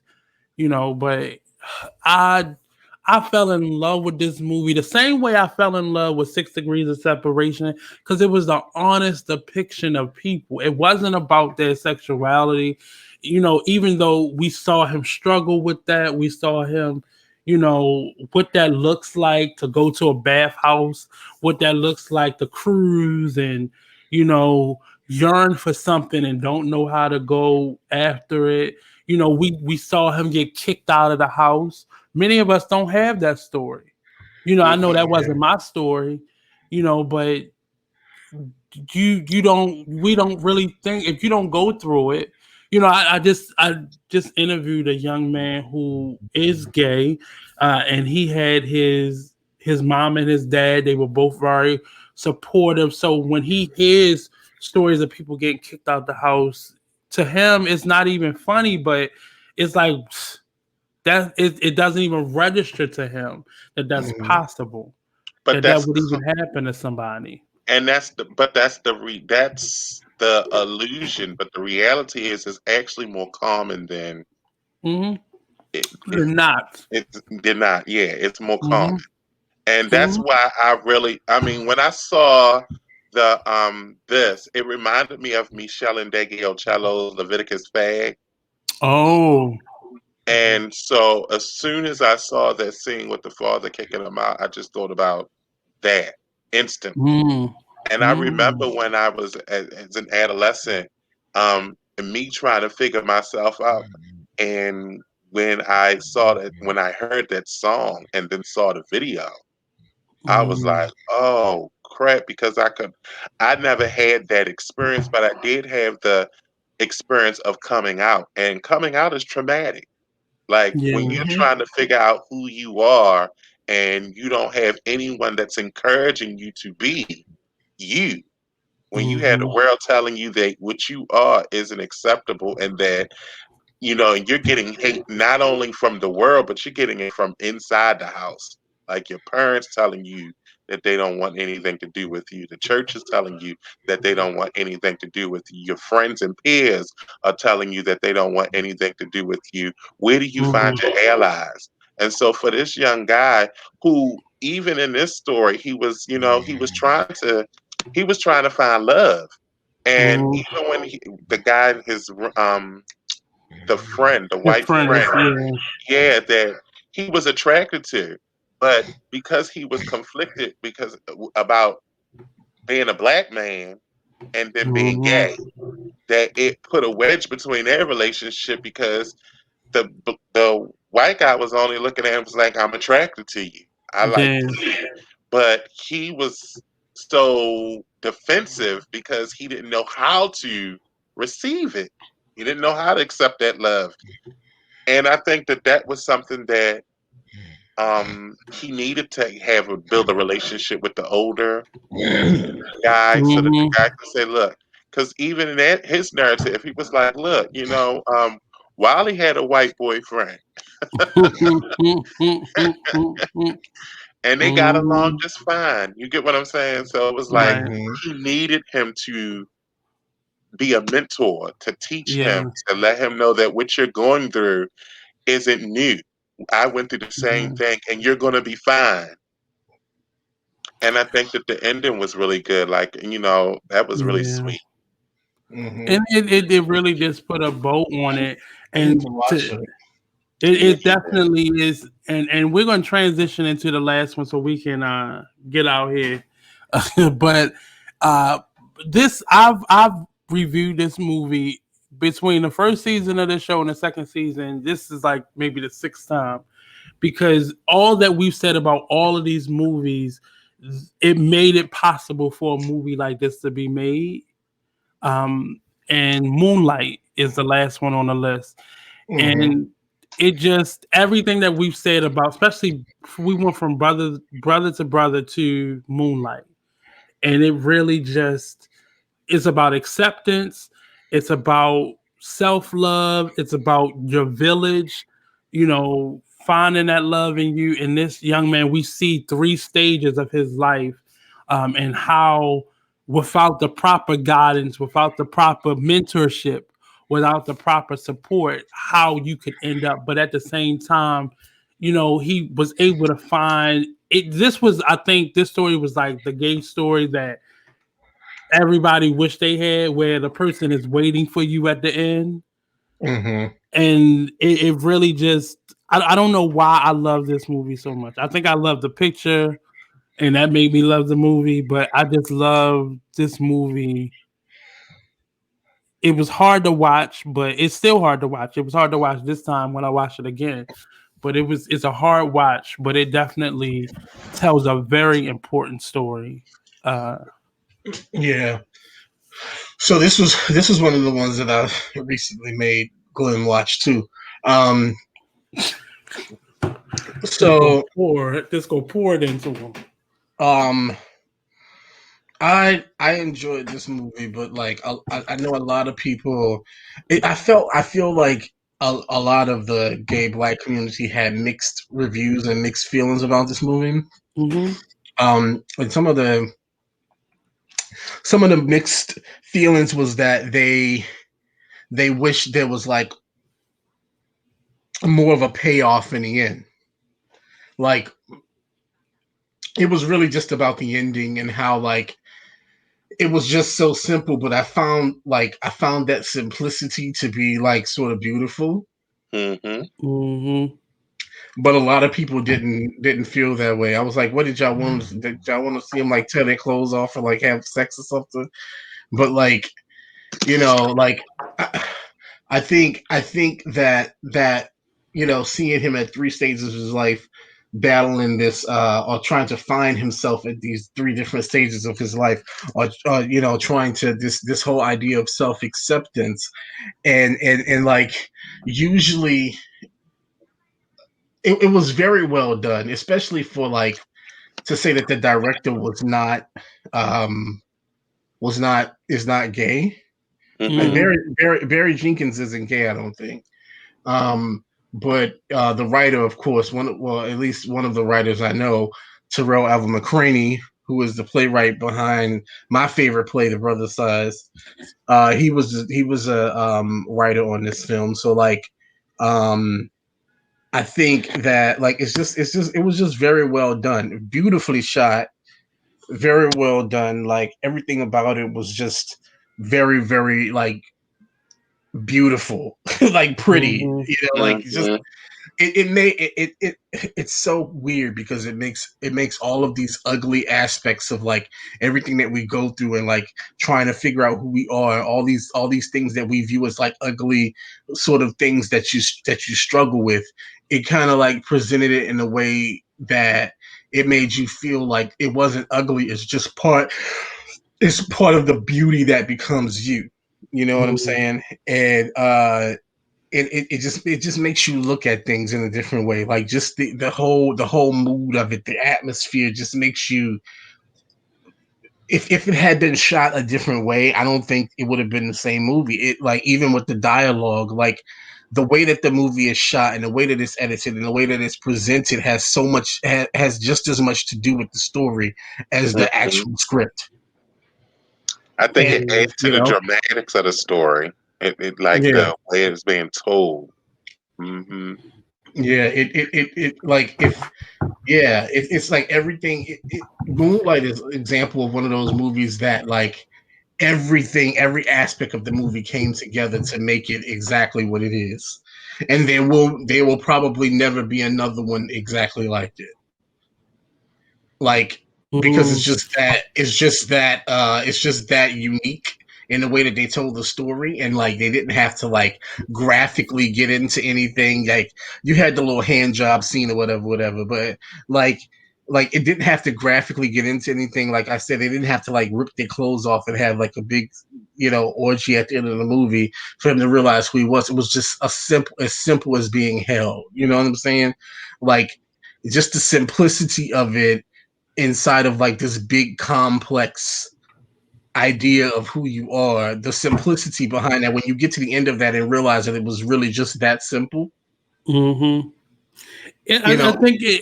think it allowed us to, again, it's just this thing been going in my mind. Like when people think of sexuality, they think of sex, and of course, because the word is what it is, but it has nothing to do with who you're having sex with. Even though to understand it, it is a part of it, but it's not in totality.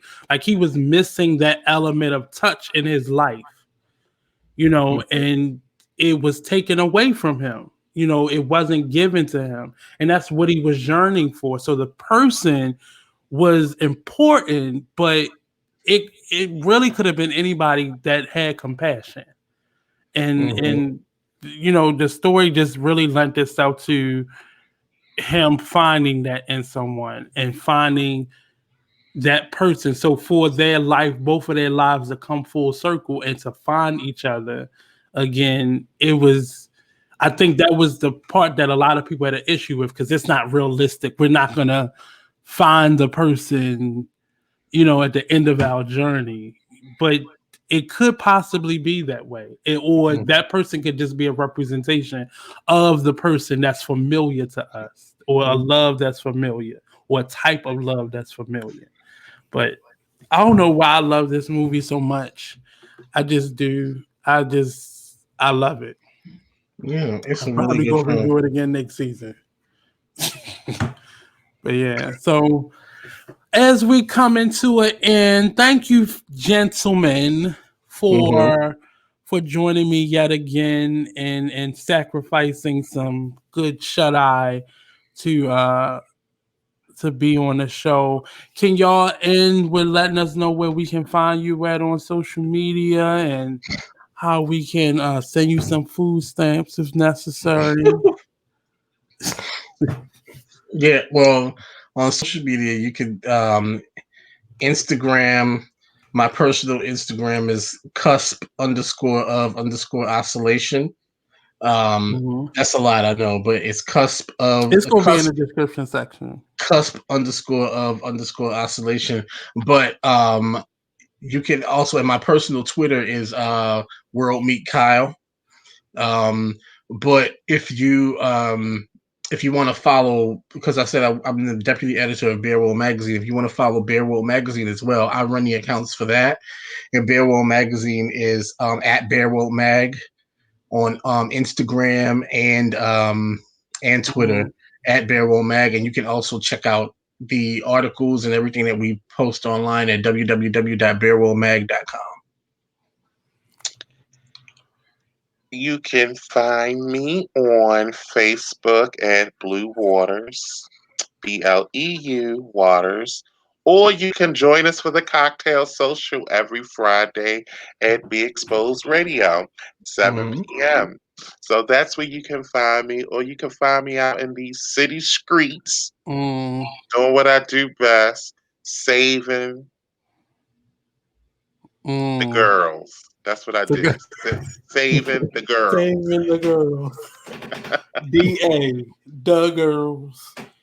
So this has been, actually, this is the last of our series for this season. We have one more show coming up where we're just going to wrap up the season. And we're going to take a brief hiatus for the summer. I know that's not brief, but it's brief for me.